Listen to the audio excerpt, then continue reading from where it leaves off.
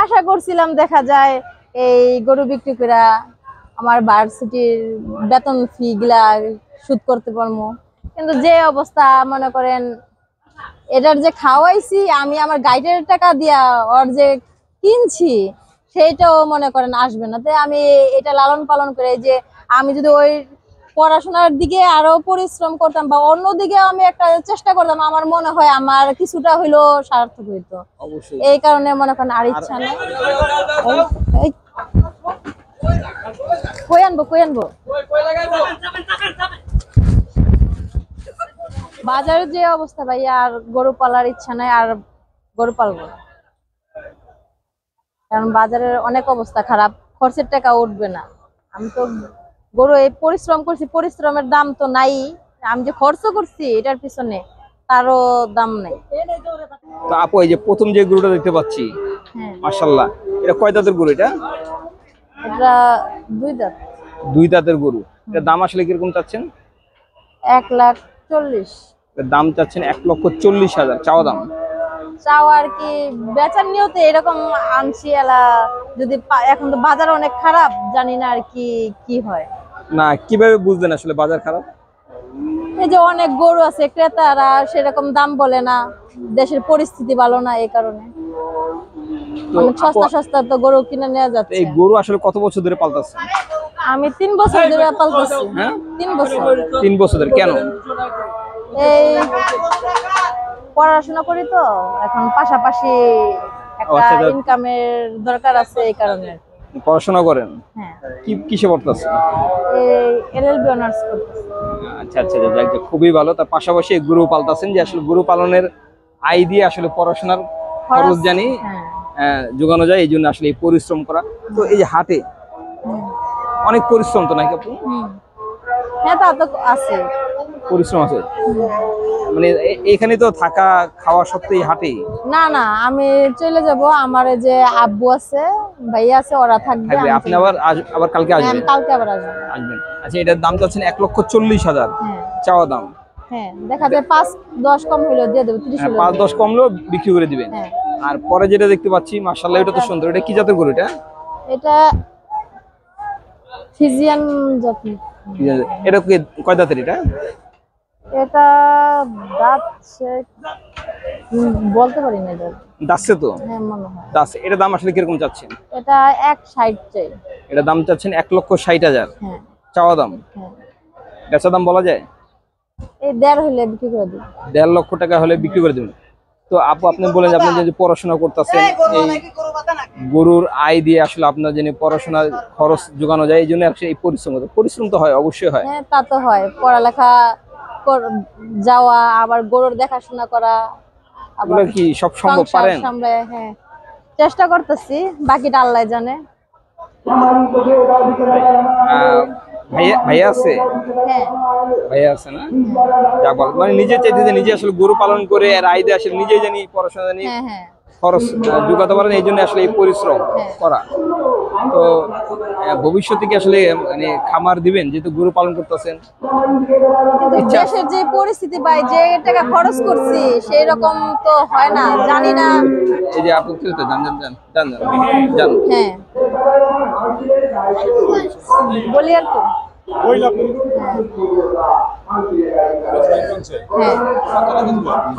কোনটা? এটা 41 দিবেন। 1,40,000।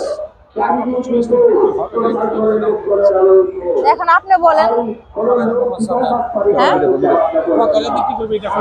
আপনি বলেন একটা। না ভাই,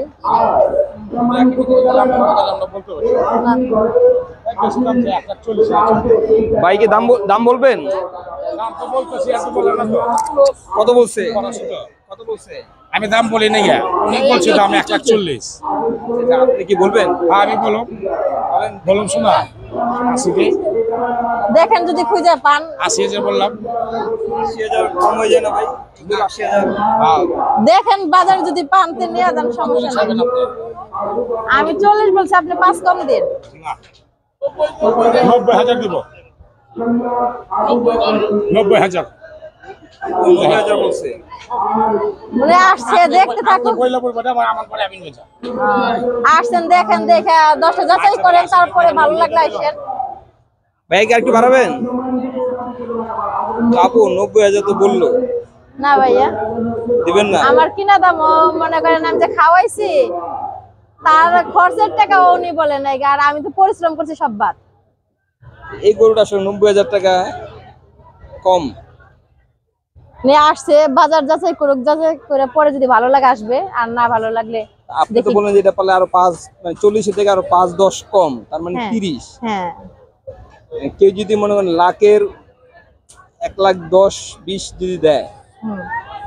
যদি এরকম দাম পান তাহলে এখন বাজারের অবস্থা যদি আরো খারাপ হয়ে যায় তখন তাই দিয়ে যাইতে হইব। তাহলে এই যে গরুর যে অবস্থা বাজারে, হুম। তো ভবিষ্যতে কি পালন করবেন না মানে কি? না, আর ইচ্ছা নাই, এত পরিশ্রম করে পরিশ্রমের যেই ফলন। এবার শখ করে 4টা গরু কিনছিলাম, 4টা থেকে ওই যে একটা তো জয় মন্টপে নিয়ে বিক্রি করলাম, দেখলেন আপনারা। এই, কই আনবো, কই আনবো?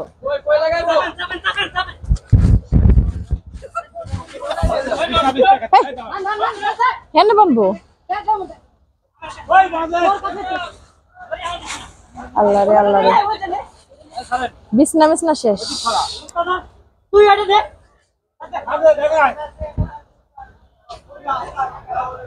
তো আপু যে কথা বলছেন যে আসলে বললেন যে আসলে এত পরিশ্রম করে হুম। যে দাম বলে যে ভবিষ্যতে আসলে বলতাছেন যে আসলে গরু পালন করবেন না, তাহলে কি করবেন?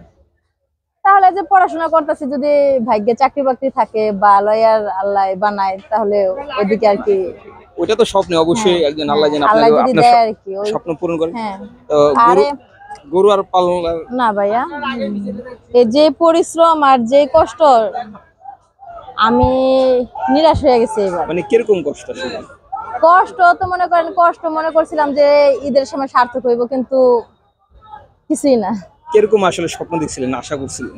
আশা করছিলাম দেখা যায় এই গরু বিক্রি করে আমার ভার্সিটির বেতন ফি গুলা শোধ করতে পারবো, কিন্তু যে অবস্থা মনে করেন, এটার যে খাওয়াইছি আমি, আমার গাইডের টাকা দিয়া ওর যে কিনছি, সেইটাও মনে করেন আসবে না। তাই আমি এটা লালন পালন করে, যে আমি যদি ওই পড়াশোনার দিকে আরো পরিশ্রম করতাম বা অন্যদিকে আমি একটা চেষ্টা করতাম, আমার মনে হয় আমার কিছুটা হইলো সার্থক হইতো। অবশ্যই। এই কারণে মনে করেন আর ইচ্ছা নাই। আর গরু তো আসলে এক হিসাবে 24 ঘন্টা এটা নজর রাখতে হয়। হ্যাঁ, 24 ঘন্টা না রাখলেও 2 টাইম তো মনে করেন এই গোসল গাও ধোয়ানো, খাবার টাবার সব মিলে, আবার যদি বাড়িতে কোনো গরু থাকলে যে আপনি একদিনের জন্য কোথায় যে বেড়াতে যাবেন, তারও কোনো ই নাই, আশা ভরসা নাই। ঈদের দিন হলেও আমার মনে হয় না সম্ভব না, না। একজনের রেখে যেতে হবে। তো যে আপনি বলেন যে পরীক্ষার যে ফি, হ্যাঁ, এগুলো আপনি পরিশোধ করবেন, যদি আল্লাহ না করে যদি বিক্রি যদি না হয়, তাহলে আল্লাহ এক ব্যবস্থা না এক ব্যবস্থা করবে, আর কিছু করার তো নেই।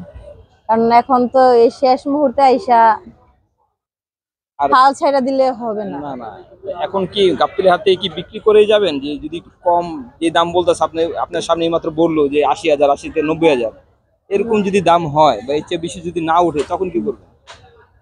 জানি না, বাকিটা আল্লাহ জানে। আমরা চাই আপনার স্বপ্ন পূরণ হোক, কারণ আপনার চোখ এখনই টলমল করতেছে, আমরা দেখতে পাচ্ছি। না, হ্যাঁ, এটা একটা মানুষের স্বপ্ন, এখন যদি এটা বিক্রি না হয়, দেখা যায় আমি বাসায় নিয়ে যাব, আমার আর কিছু করার নাই। এই ঈদের পরে যদি বিক্রি করি, দেখা যায় আমি মাংসের দামে বিক্রি করলেও কিন্তু বিক্রি করতে পারবো। আমি 1 মাস এখন নিয়ে হয়তো 1 মাস আমার পরিশ্রম করতে হবে, এখন দেখা যায় এটা বিক্রি করলে আমার পরিশ্রমের হাত থেকে সব দিক দিয়ে আর কি মুক্তি পেয়ে গেতাম গা। এখন এটা যদি আমি বাসায় নিয়ে যাই, বাসায় নেওয়ার পরে দেখা যায় 15 দিন বা 1 মাস বাদে যদি আমি বিক্রি করি, আমার মাংসের দামে আমি বিক্রি করতে পারবো, কিন্তু এই 80-90 হাজারে বা 1 লাখ আমি এই গরুটা বিক্রি করতে পারবো না, আমার সাধ্যের বাইরে। মানে মাংসের দামে বিক্রি করলে এর চেয়ে বেশি বিক্রি করতে হ্যাঁ, পারবেন, এর থেকে বেশি বিক্রি করতে পারবো। 90,000 টাকার চেয়ে বেশি বিক্রি করতে পারবেন। হ্যাঁ, আমরা আসলে আপনাকে মানে আল্লাহর কাছে বলি যে আল্লাহ জানি আপনার এই দুইটা গরু জানি আপনি ন্যায্য মূল্য পান, এবং জানি এই হাটে জানি বিক্রি হয়ে যায়, 2025 কুরবানিতে জানি আপনার এই দুইটি গরু বিক্রি হয়ে যায়। এবং দোয়া আপনাদের করেন ন্যায্য, সবাই আমার অবশ্যই জন্য, দোয়া করি। দোয়া করেন। কি বলবো, আমার একটা থাকবো, আমার অনেকে মনে করেন ফোনে যে এক ভাইয়া নাম্বার দিছে, আমার যে পরিমাণ বিরক্ত করতেছে, ওনারা যদি আমার এই ভিডিওটা দেখে, আমার জানি ওনারা কিছুতে আর কোনো ফোন না দেয়।